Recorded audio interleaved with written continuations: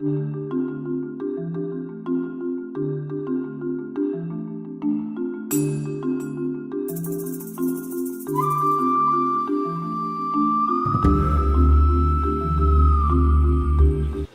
guys, how's it going? Yeah, it's really early in the morning here, 3:30 a.m.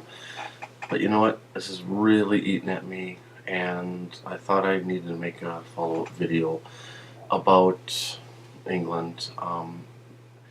Mainly because I got the impression that I made an overly negative video. I mean, don't get me wrong, I really, really love England, and hence why I'm so upset and frustrated and angry that they're playing like crap, because they are. Um, some people have said comments that Fabio was a good club manager, not a national manager. Fair enough.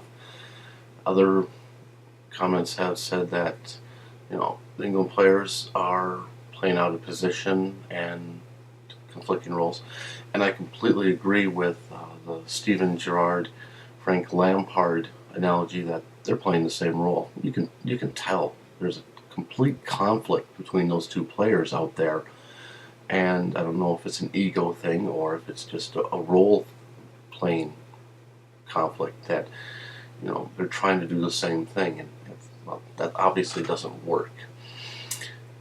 Ali McCoist on the ESPN broadcast made a great comment about England and the problems that they seem to be having is that they're not enjoying themselves. The amount of pressure and expectations that they have placed upon themselves via the media and supporters is incredible, almost overwhelming. That's absolutely correct. But you know what? It's a game. You're playing a game that you love, and you're getting paid to do it, and you should be enjoying it. If you're not enjoying it, why do it? So go out there and have fun first and foremost. If you're not having fun, pack it up. You know, fly out of Johannesburg, go back to England. If you can't have fun doing it, because that's what it's about. It's the World Cup, for goodness sakes. And it almost seems like a chore for the likes of Lampard, Gerrard, and Rooney, that they're just not going through the motions, but it's like, oh my gosh, we have to do this. If we don't, um, then we let everyone down. Well, you know, don't look at it that way. You have incredible talent and you're incredibly gifted, and don't worry about the expectations. Don't worry about what people are going to think. Just go out and play your game. You'll do just fine. But time's running out.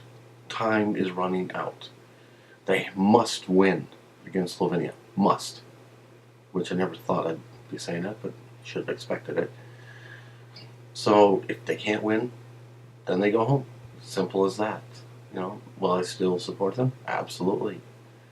But it's very difficult to watch, and especially when I hear comments from Wayne Rooney, which I'm not the biggest supporter of him anyways, circa Manchester United.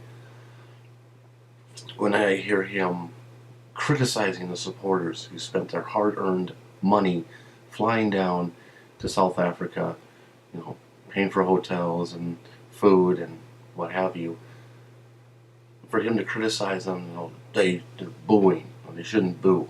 Well, you know what? That's their right. Catch a clue, Wayne. You're what, 24 years old now? Now, this would have been forgiven 4 years ago. Not now. Grow up, okay? Especially because if your play on the field was so awful.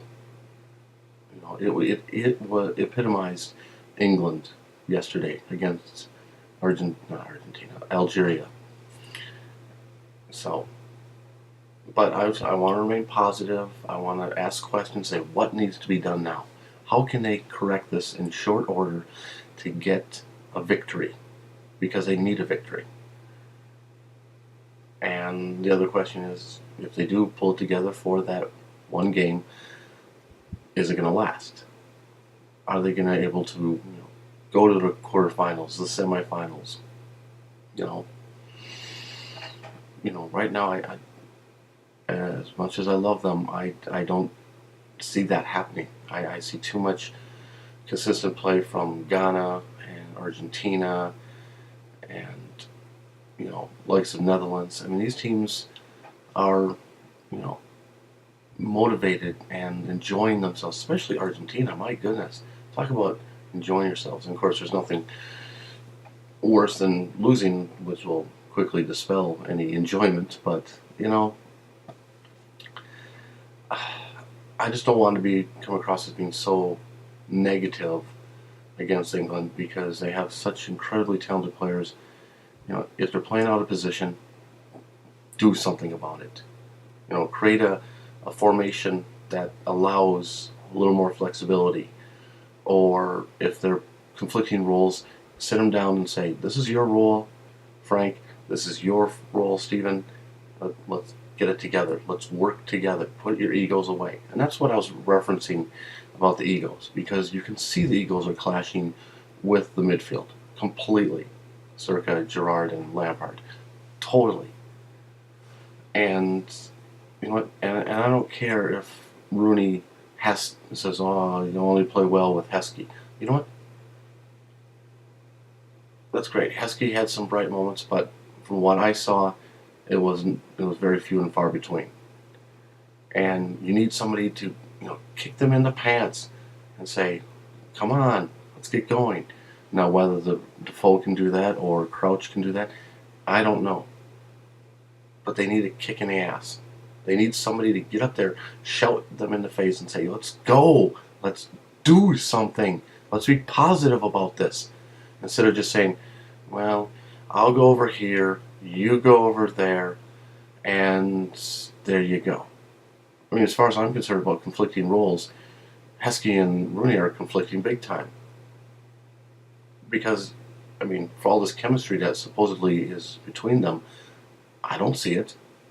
I don't see Heskey feeding balls to Rooney or vice versa. I don't see it. I see them playing by themselves. Two strikers who have nothing to do with one another.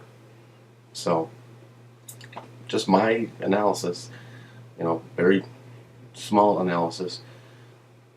But anyways, so we got to keep positive. We got to look forward. Wednesday is the Slovenian game, so hopefully things will turn around quickly. Okay?